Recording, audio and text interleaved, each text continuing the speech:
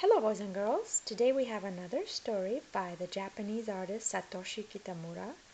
The previous one of his was called Hat Tricks, and it was about a bunny magician who pulled all sorts of animals out of her hat. Well, today's story is called Pablo the Artist, and the characters in the story are also animals. The title character is an elephant who is trying to create a really great painting, or what we might call a masterpiece.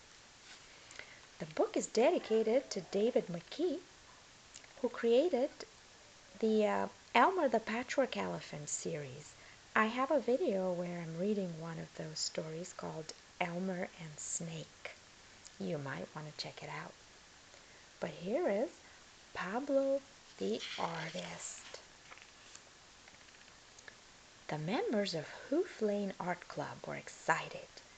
There was to be an exhibition of their work, and everyone was busily painting, except for Pablo.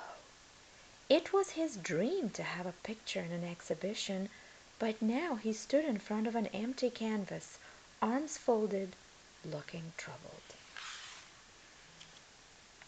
He had painted flowers in a vase, a portrait of his friend, and even an abstract painting. Yet nothing looked right. "I think I have artist's block," sighed Pablo. "Why don't you go out and paint a landscape or something for a change?" suggested Miss Hippo during the tea break. "Good idea," agreed Leonardo the lion. "In my view, a good landscape is the next best thing to a self-portrait." Leonardo was very good at painting himself. "Perhaps you're right," said Pablo. "I'll give it a try." So the next morning, Pablo woke up early and traveled out into the country. After walking for some time, he found a lovely view, a tall oak tree with a stretch of green woods in the background. "This will make a beautiful landscape," he said, and he set up his easel and canvas straight away. Pablo worked all morning. By noon he had painted the tree and some background. "It looks all right, I think," said Pablo a little uncertainly. "At least it's a start. It will get better after lunch." Pablo had brought a big lunch box with him. "An elephant cannot live by art alone," he sighed, and tucked hungrily into his sandwiches. After the meal he felt drowsy, so he decided to lie down for a short while. In no time at all he was fast asleep. In the landscape a sheep was walking. He saw a canvas on an easel in the middle of the field. "A painting," he said. "How interesting." But even as he admired it, the sheep felt there was something wrong with the picture. "I know," he said. "It's the grass. It looks completely tasteless." He picked up a paintbrush and painted the grass a delicious bright green. A squirrel saw the painting and stopped. "A picture!" she cried, and looked at it curiously. But soon she realized something was missing. "No nuts! No nuts! I see no nuts!" So the squirrel picked up a brush and put nuts on the tree. A bird flew down and peeked at the painting. "If you want my opinion, it's hopeless," he said. "No bird could spread its wings in such a bleak sky." He took the brush in his beak and built up the sky with a brilliant blue. The next to arrive was a wild boar. She glanced at the canvas and stopped in her tracks. "This won't do at all.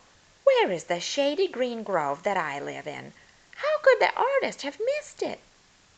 And she added some darker green strokes to the horizon. a swarm of bees came buzzing by. Buzz, buzz, buzz, buzz. No flowers, no good. They lifted a brush and filled the field with flowers. The painting looked much better now. While the animals, the bird, and the bees were admiring the result, a wolf strolled up. He took a long, hard view at the canvas, but he didn't say a word. The wolf said at last. That's really cool, guys. But it can be even better, you know. Stand all together in front of the tree and keep very still.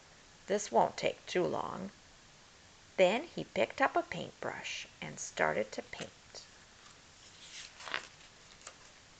When the picture was finished, they gathered around to have a look. They were surprised by the way it had turned out and applauded one after another. Gosh, this is wonderful! Gorgeous! I'm impressed. You're brilliant, Mr. Wolf. Buzz, buzz, genius! Then they made their way home and disappeared. Pablo woke up and yawned. What a strange dream, he said, and what a beautiful painting. Now I know exactly what to do. He rushed back to his canvas and started to paint. When at last it was done, Pablo packed up his things and made his way home. When the exhibition opened, Pablo's painting was the star of the show, and he was the toast of the town. It's wonderful! Gorgeous! I'm impressed! You're brilliant, Pablo! Genius! For Pablo, it was a dream come true.